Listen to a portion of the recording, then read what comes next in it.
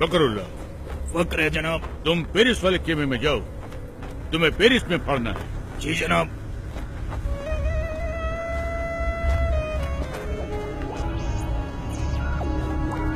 फकरुल्लाह। फकर है जनाब। तुम अमेरिका वाले खेमे में जाओ, तुमको अमेरिका में पढ़ना है। जनाब। फखरुल्लाह। फखर है जनाब। वो तो हमको भी है, तुम पर। तुम हमारे साथ आओ, तुमको हिंदुस्तान में पढ़ना है। मुझे हिंदुस्तान में शहीद नहीं होना जनाब।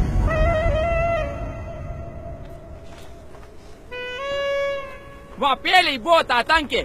एक साथ 2 बम फट जाए तो दूसरे की खबर वही दबा देते, ताकि जनता में अखरोट पैदा न हो। अखरोट नहीं बेवकूफ, आक्रोश।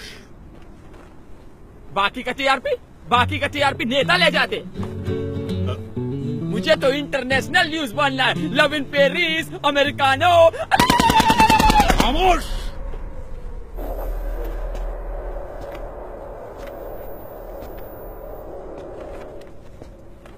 बदअक्ल, बदशक्ल, बेवकूफ, नामाकूल, गुस्ताख।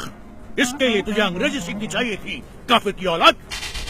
अब तुम 2 ही जगह पढ़ सकता है, या पाकिस्तान या हिंदुस्तान। हिंदुस्तान जनाब। अल्लाह, सुभान अल्लाह, बरकतुल्लाह, इंतामुल हक, अल्लाह, ओस्मा बिन लादेन, अल्लाह। आओ मेरे साथ।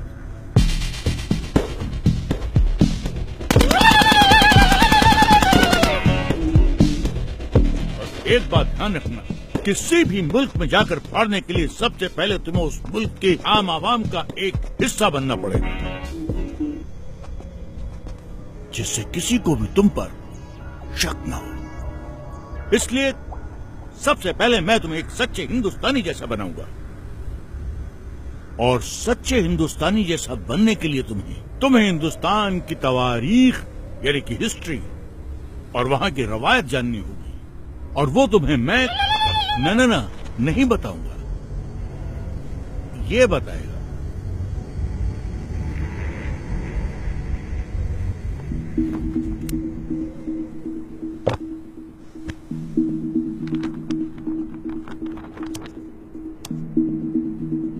We made a tryst with destiny, and now the time comes when we shall redeem our pledge. Among those Indians who are now abroad, I expect that Indians living in Axis countries or in कोई बड़ी बात नहीं है बिस्मिल साहब। बड़ी बात तो ये है कि जिस्म से टपका हुआ एक बूंद खून आने वाली नस्ल के सारे खून में उबाला ला सकता है या नहीं। तेरी फिजा में हम बन के हवा का झोंका, किस्मत वालों को मिलता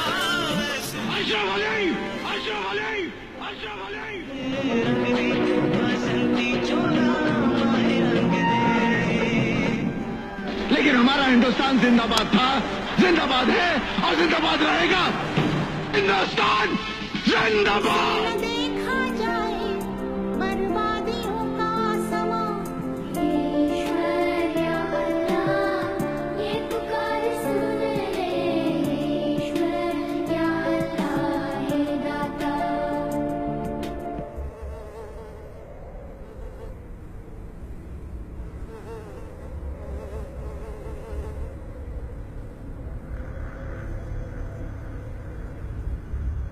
सुभान अल्लाह, अब तो एकदम हिंदुस्तानी जैसा लगता है।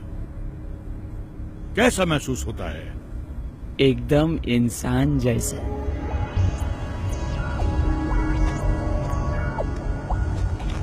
अब तू पढ़ने के लिए एकदम तैयार है।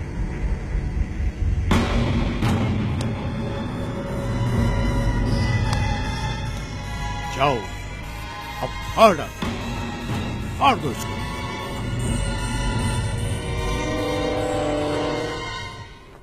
पंद्रह अगस्त 1947 सैकड़ों स्वतंत्रता सेनानी, जिसमें मुसलमान, हिंदू, सिख, ईसाई चारों कौम की शहादत के बाद भारत को आजादी मिली। एक ही तिरंगे के नीचे खड़ा होकर हम सब ने मिलकर भारत का संविधान बनाया, जिसमें जितना अधिकार एक हिंदू को दिया, उतना ही अधिकार एक मुसलमान को, और उतना ही एक सिख और उतना ही एक ईसाई को दिया। एक ऐसा देश जो हर मजहब को जानता हो, पहचानता हो, अपना मानता हो। ऐसा देश जहाँ पर हिंदू के मंदिर की घंटियों के साथ अजान मिलकर पूरे हिंदुस्तान को एकता का पाठ पढ़ाती हो।